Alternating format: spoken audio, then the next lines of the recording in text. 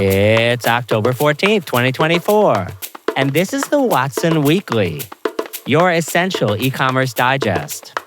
Today on our show, holiday season preview. What's happening with Shop Promise? Former Amazon leader Dave Clark raises $100 million for Augur.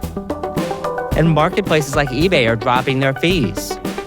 And finally, the Investor Minute, which contains 5 items this week from the world of venture capital, acquisitions, and IPOs. But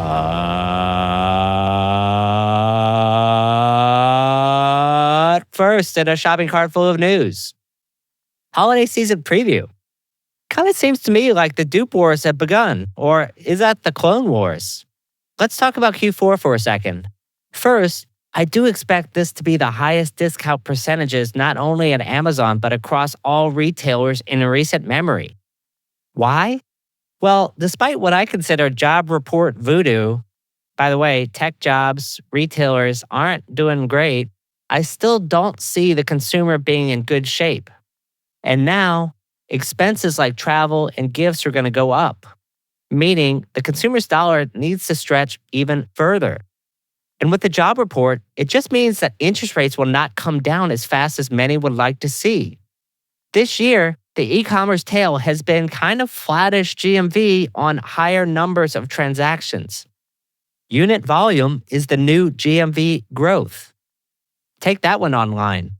Get used to the fact that it's possible many will defer self-gifting this year they may have done in years past to prioritize friends and family.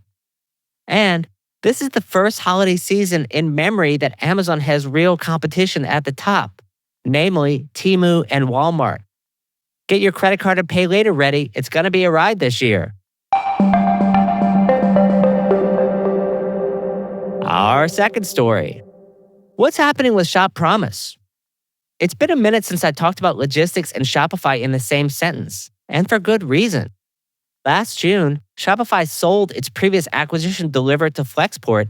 The consideration for this purchase was a 13% ownership in Flexport, some paper dunnage, and a bag of packing peanuts. Time will tell which parts of this consideration are worth more. At that time, Flexport actually took on a new responsibility which kind of flew under the radar. Flexport was going to be the primary provider of what's called Shop Promise. Shop Promise was intended ultimately to be part of Shopify's answer to Amazon Prime, but in particular, what's called EDD, or Estimated Delivery Date. That's a calculation that Shopify sellers need to tell their buyers when the package will arrive. Shoppers know when those products will arrive, and that, in theory and actually in practice, it raises conversion rates.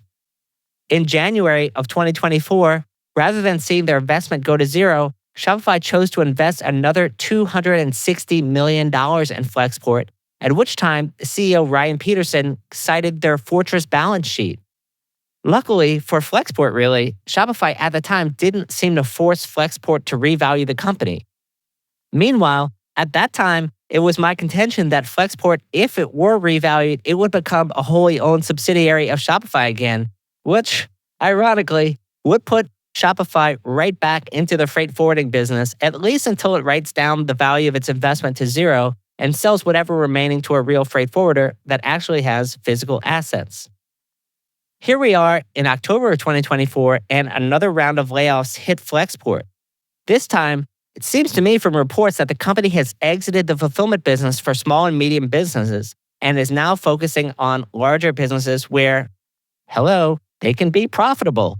This is in their own words. In other words, if you look at it from a merchant count point of view, let's say Shopify has a few million stores out there. 90+% of those few million stores are small, likely below $5 million.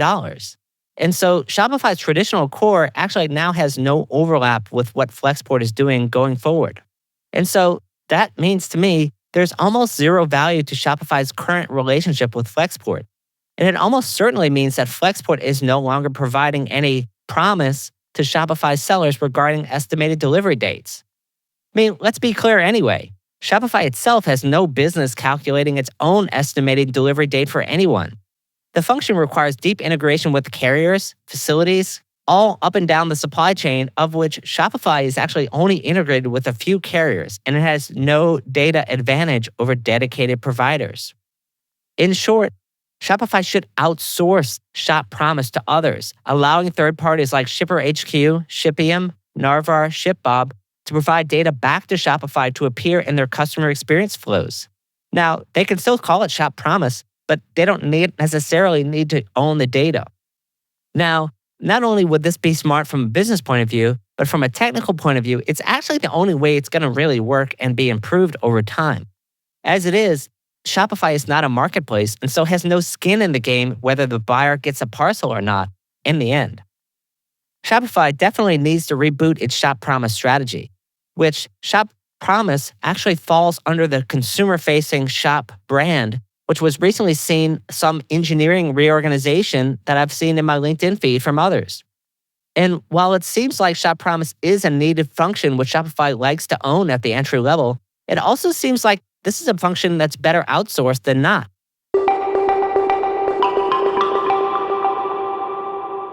Our third story. Former Amazon leader Dave Clark raises $100 million for Augur. Dave Clark has come out of the shadows after his crash course in the Educational School of Flexport, which is still on his LinkedIn, by the way, and it's in a new startup called Augur. From reports, it sounds like it integrates all supply chain and forecast data and forecasts using AI. Duh. It's a single pane of glass that shows you everything in your supply chain, a chatbot you could speak with to ask questions. Dave comments that he's trying to reproduce the end-to-end planning tools he had at Amazon, and comments that he wants to replace Excel processes. The VC firm Oak HCFT says it invests in healthcare and fintech, which I found curious. I have a few thoughts on their mission. First, this is a real problem. There's a wide canyon, especially in large companies, between data lakes, BI tools, supply chain software, OMS, FP&A, S&OP, and financials planning software. He's 100% right. This often gets done in Excel. But, it's also hard to replace Excel. This sounds a little bit like S&OP software to me, but the AI version, of course. And can I mention this? To justify no software, no revenue, no customers, barely any employees, $100 million seed investment, not valuation. So the valuation is much higher than this on who knows what valuation. This has to be sold into enterprises. No SMBs, please and thank you. By the way, when did we start saying please and thank you? It's one or the other, people.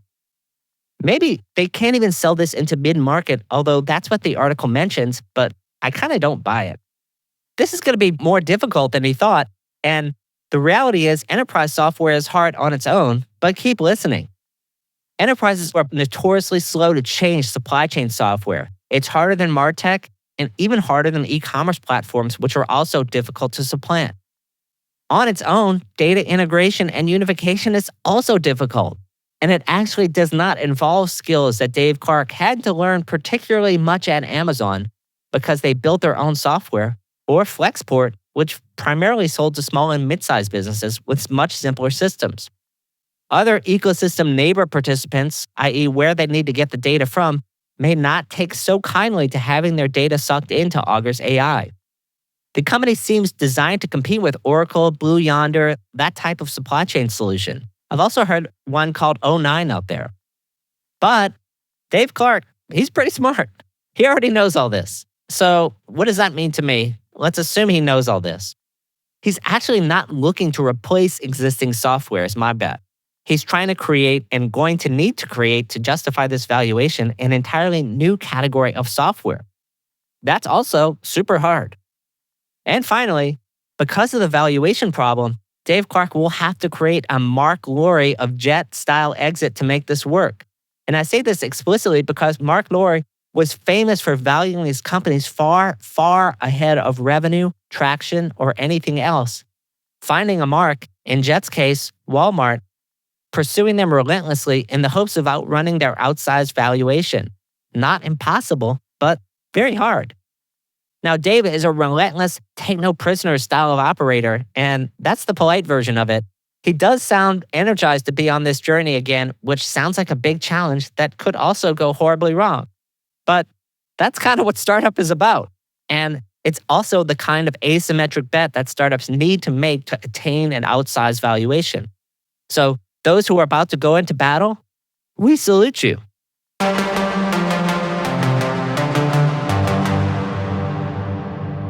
And our last story. Marketplaces like eBay are dropping their fees. eBay has been testing reduced fees for private sellers in Germany. Depop, Vinted also piled on. Poshmark recently threw its fees in the shredder, and now eBay UK has dropped its fees for private sellers across most categories except auto. eBay says they want you to, quote, think differently, meaning, why not sell this item from your house now? Could be on eBay. The real question is, why not sell this? But more, I think, why on eBay? And more to the point, why is it still so damn hard to sell on eBay? eBay thinks that its rent is too high, and that's maybe the core issue. It's undeniable that reducing fees should add inventory to the site, particularly lower-cost items. While Amazon is also reducing its own cost to serve and adjusted their own apparel fees earlier this year. And you might think this is due to Temu, but I think there's also another reason.